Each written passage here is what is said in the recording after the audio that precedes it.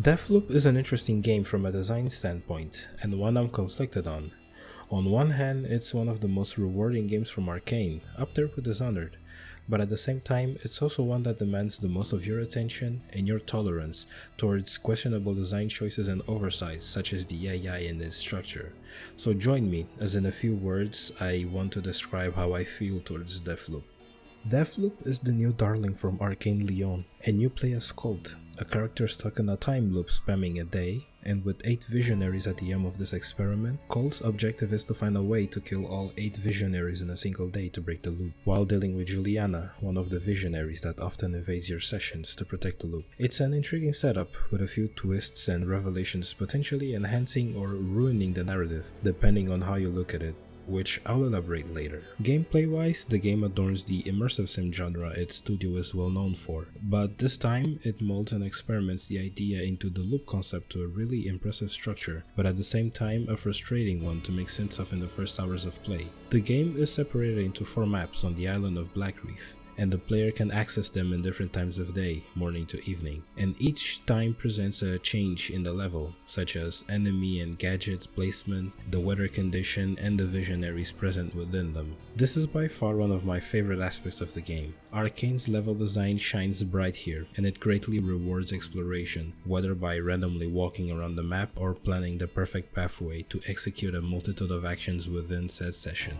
I also love how you arrive to the point of achieving the perfect loop by doing a multitude of tasks the game requests, which, although super handholdy at times, it makes the experience the ever more rewarding. Gunplay is also another highlight.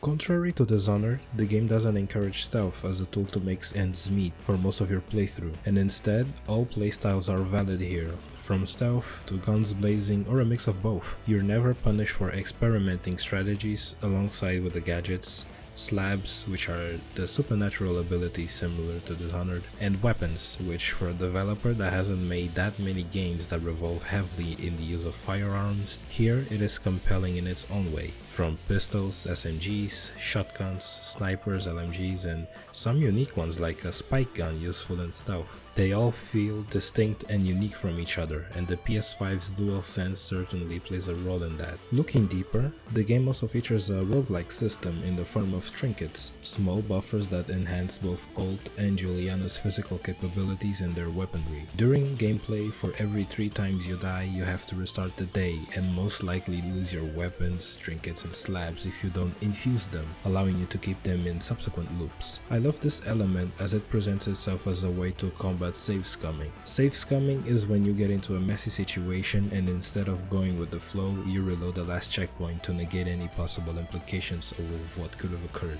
I really love this idea, and it more often than not forced me to get used to the idea of being careful, while also going wild once in a while. Where I take issue with all of this is how the game explains itself in the first hours. The first hours are dedicating into getting you to the gripes of the initial narrative, setup, and general gameplay, and this is all through that menu.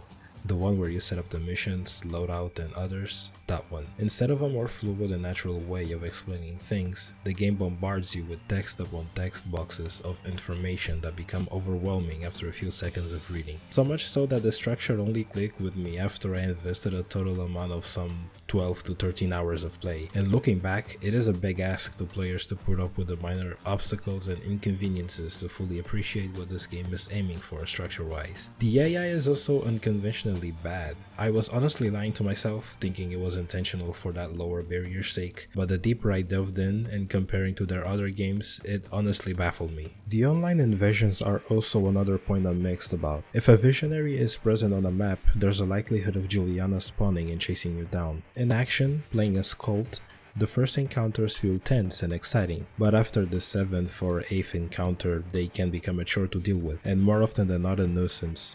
Which, even though intended, it becomes 10 times worse when you run into glitches or crashes, which happened twice to me while playing, which requires you to restart the level as soon as you launch the game. Playing as Juliana, however, is surprisingly fun. and given you don't have to deal with the pressure of the random enemies shooting at you, her game mode ends up feeling more fun and chaotic as you try and find different ways to make Colt's life a living hell. With that in context, it's hard to shake off the feeling there was some missed opportunity by Arcane to implement some sort of co-op option for Colt, in the sense of Colts from other loops helping the player achieve their objective, given how often those floating texts and other Colts often join the current Colt's loop to help him out, and I hope that made some sense. There's also the feeling that this game is the weakest and most basic Arcane has done compared to their other titles. I can definitely see that. As an immersive sim, many of the design solution and advancements brought to the genre are absent here, especially when you compare this to Prey Mooncrush, and at points it feels like a stripped down game, and the fact that this was purposefully designed leads me to believe this was done so Arcane could easily introduce new players to the genre, and if that's the case, I fully understand and even support their decision in doing so. The narrative has its quirky and charming moments. From the distinct visionaries to the lore and backstory of the island, there's definitely enough here to entice intrigue and excitement as to how this big puzzle is structured, both from the personalities of the visionaries to some ludicrous details that would only make sense in a universe like this. My favorite visionary has to be Wenji, and how unique she is by the fact that she has multiple copies of herself working at the same time, and as soon as you shoot one, you alert the others and you're frantically trying to dispatch as much as you can in order to get her slabbed, similar to other visionaries. The banter between Colt and Juliana is really fun and charming to hear as they sometimes ponder, bicker, and even threaten each other to ends meet, making it never tiresome to listen to them every time you enter the map. As I alluded to earlier, as stellar as the environmental storytelling is here, the narrative of this game may or may not please and surprise some players in the way some of the hints and twists are delivered.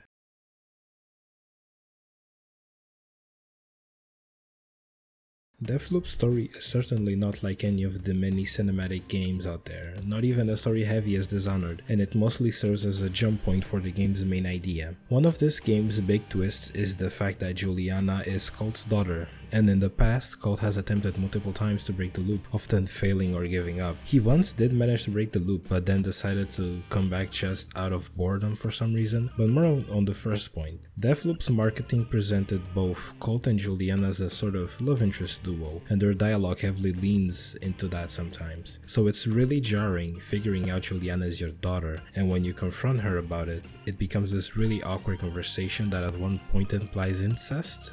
Did you know you were my daughter when this started? Why does that matter? Because not knowing it makes me feel really weird. Because you thought we were gonna... Yeah, I mean, no. You thought so before the loop, too.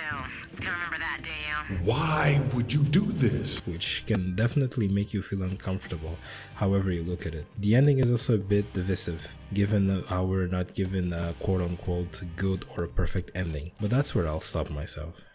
Depending on your definition of next gen, this game certainly won't impress you. But for what it lacks, it makes up for the wonderful and vibrant 60s aesthetic. Combined with the somewhat mix of the realistic and stylized art style, it certainly shines bright when it can. Couple that with a awesome jazzy and rock soundtrack, it further immerses you into the cheerful yet twisted hellhole you're stuck into. The usage of the DualSense is also a welcome addition, as the triggers represent the pressure of the trigger and even weapons jamming by blocking the R2 button, and the vibrations mostly being the steps taken by the character and the shake of the gun. The usual like most games. For performance, the game offers 3 modes, a performance, quality, and ray tracing mode. All modes run on a dynamic 4K resolution, with performance aiming for a constantly locked 60 FPS, quality enhancing some visual settings by having a less stable 60 FPS lock, and ray tracing with high visual settings and ray tracing at 30 FPS. Playing on the PS5, I played the game on performance mode and only encountered some visual glitches randomly, and as mentioned previously to crashes, but other than that, performance is mostly stable and consistent throughout the experience. I'm no tech wizard, so if you want more info on this aspect, I recommend going to Digital Foundry's channel for a more in-depth look. Overall, I don't feel Deathloop is a masterpiece as touted by the media as it was last year. Having said that, I really love my time with this game. From its structure, characters, the environmental storytelling, the gameplay, the music, it somewhat gels amazingly well amidst the minor inconsistencies and oddities it showcases.